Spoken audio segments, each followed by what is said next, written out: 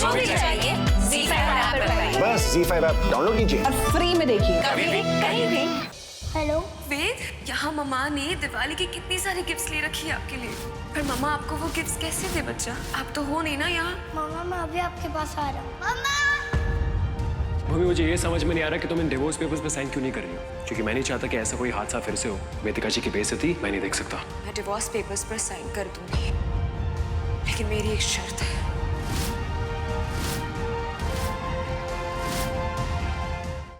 साहिल और वेदिका की अनोखी प्रेम कहानी में शुरू हो चला है खुशियों का एक नया कारवां। कुछ नए किरदार और पुराने रिश्तों के बीच बढ़ रहा है एक तूफान। पर प्यार के इस सैलाब में क्या तूफान कर देगा इस तस्वीर को धुंधली, या सच्चे इश्क की ताकत के सामने झुक जाएंगे नापाक मंसूबों के काले तख्त। हेलो एंड वेलकम कानपुर वासियों, मैं हूं आपका चहेता आरजे राज। आज का हमारा शो बहुत ही खास है। आज अभी इसी वक्त पूरे शहर के सामने आई लव यू बोल दीजिए इसे। आज आपकी ये जो अनोखी प्रेम कहानी है ना, आज इसे पूरा कर दीजिए। साहिल अग्रवाल, मुझे तलाक नहीं चाहिए, मुझे बस तुम चाहिए साहिल। वो मैं तुम्हें कभी नहीं दूंगा। अगर तुम मेरे नहीं हो सकते तो किसी और के भी नहीं हो सकते। गाड़ी रोको, मैं कह रहा हूं। भूमि और साहिल की जान पर मंडरा रहा है जानलेवा खतरा।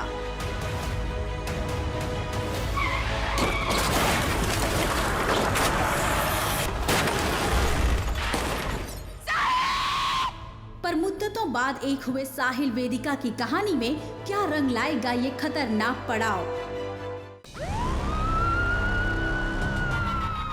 सर, ये हमें सिर्फ ये जूता ही बरामद हुआ है। हमें बहुत अफसोस है। क्या इस दुर्घटना के साथ ही खत्म हो जाएगी साहिल वेदिका की ये अनोखी प्रेम कहानी, या सच्चे प्यार की ताकत फिर से लौटा देगी वेदिका को साहिल का प्यार। वेदिका जी, हमारे प्यार को हारने मत देना। जो इस अनोखी प्रेम कहानी को रोकने की कोशिश कर रहा है, उन सब से लड़ना। अगले 24 घंटे में मैं यहाँ से आजाद होंगी, सही तरीके से, और अपने परिवार के साथ हुए हर जुर्म का बदला लूंगी। हमारा वेदू वापस आएगा, ओकी परवरिश अपने पिता के घर में होगी। वेदिका, मैं तुम्हारे साथ एक डील करने के लिए आई हूँ। 48 आवर्स के लिए तुम्हें बाहर भेज सकती हूँ, लेकिन एक बात याद रखना, तुम्हें सारे सबूत इकट्ठा करके यहाँ आना होगा। हेलो, जिस लड़के को तुम ढूंढ रही हो वो जिंदा है। लखनऊ में आलमनगर में चतुर्दशी का मेला चल रहा है, वहीं ढूंढ सकती हो तो ढूंढो। क्या ये आगाज है साहिल वेदिका की अधूरी प्रेम कहानी के पूरा होने का?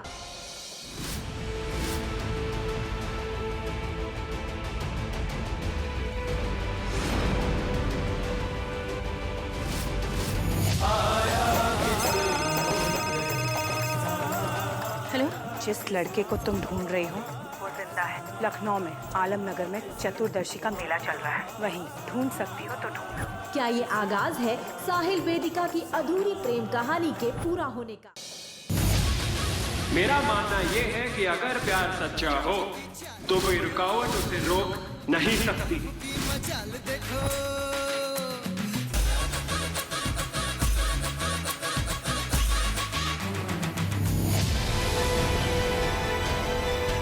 सर, मुझे पता था तुम ठीक हो। जिसने भी ये कहा ना वेदिका जी, बिल्कुल सच कहा है कि प्यार करने वाले एक दूसरे को ढूंढ ही लेता है। मौत भी ऐसे दो दिलों को अलग नहीं कर सकती वेदिका जी।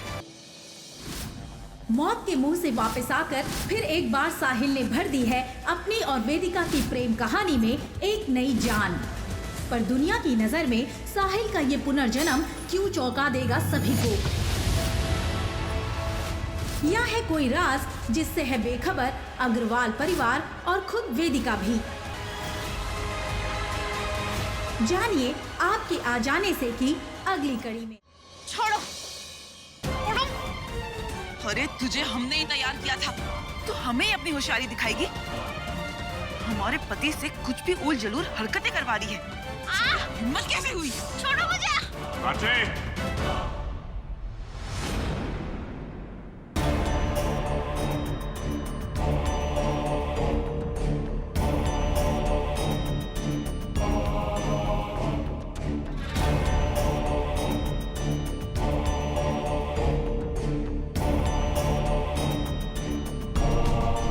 प्राची, ये क्या कर रही हो तुम? वो जो कुछ भी कर रही है समझौते के तहत कर रही है। ऐसा बर्ताव करोगी तुम उसके साथ? माफी मांगो उससे। पुलिस जी, पर हमने कहा माफी मांगो।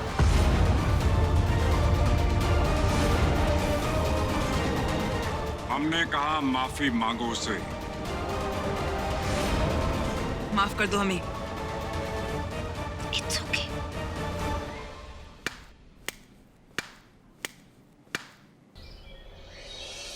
आज हम एक भव्य घोषणा करने वाले हैं, जिसके प्रति आप सब लोगों को यहाँ पे हमने आमंत्रित किया है।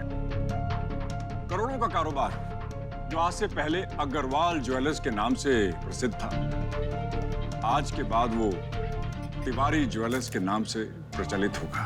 और इस नाम बदलाव के साथ इस पर नया मालिकाना हक होगा पुनीश तिवारी का, जो कि मैं स्वयं हूं।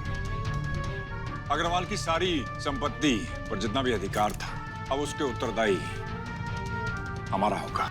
मगर ये टेक ओवर कैसे हुआ पुनीश जी? और बड़ी अम्मा ने आसानी से कैसे मान लिया ये? महोदय, मानती क्यों नहीं? आप जानते हैं ना, उनके बेटे की मृत्यु हो चुकी है, उनका पोता अब यहाँ पर नहीं है। बड़ी अम्मा की मानसिक स्थिति इतनी प्रबल नहीं है कि वो स्वयं कार्य का चलन कर पाए।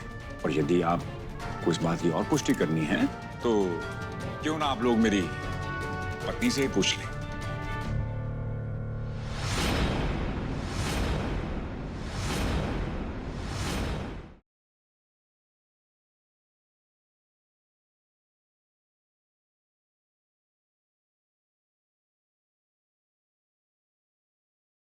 रुक जाओ, चलो मेरे साथ। साहिल, नहीं शराब कहाँ गए थे तुम साहिल? किसने पिलाई तुम्हें शराब? ये चुप रहा तू, दिमागी माँ बहन कर रही खाली पिली।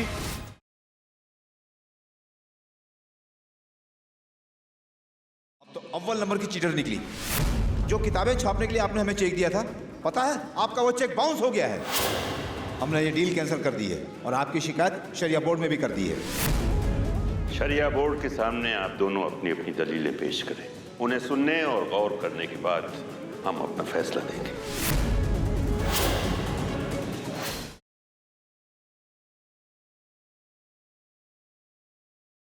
निकल, अभी कभी निकल।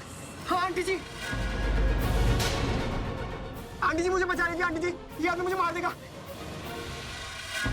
ये तो कुछ गड़बड़ जरूर कर रही हो मुझे।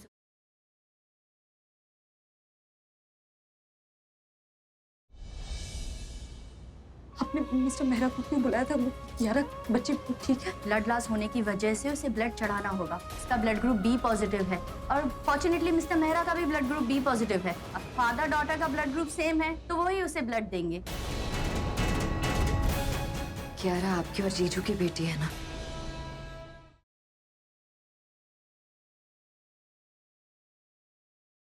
रुक जाओ।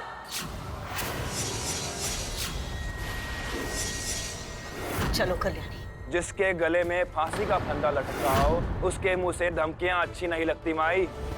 उम्र कैद की सजा दे दो, फांसी लगा दो, लेकिन मल्हार मेरी बच्ची की जान बख्श दो। मैं मल्हार जी से शादी अपनी मर्जी से कर रही हूँ। आई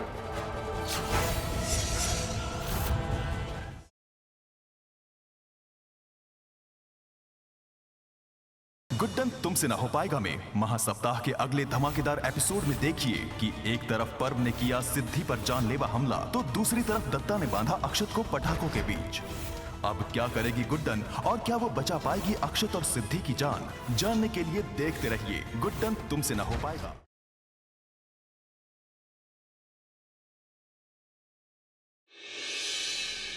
हम आपको अपने घर की बहू बनाना चाहते हैं। आपको बताए बिना हमने आपके परिवार को भी यहाँ इनवाइट कर लिया है। हमें और हमारी बेटी को ये रिश्ता मंजूर है। आखिर क्यों है बेचैन शांतनु अस्मिता और हृदय के रिश्ते से? क्या शांतनु की ये बेकरारी ले आएगी इस प्रेम कहानी को इस अनचाहे मोड़ पर? जानने के लिए अगला एपिसोड मिस मत कीजिएगा।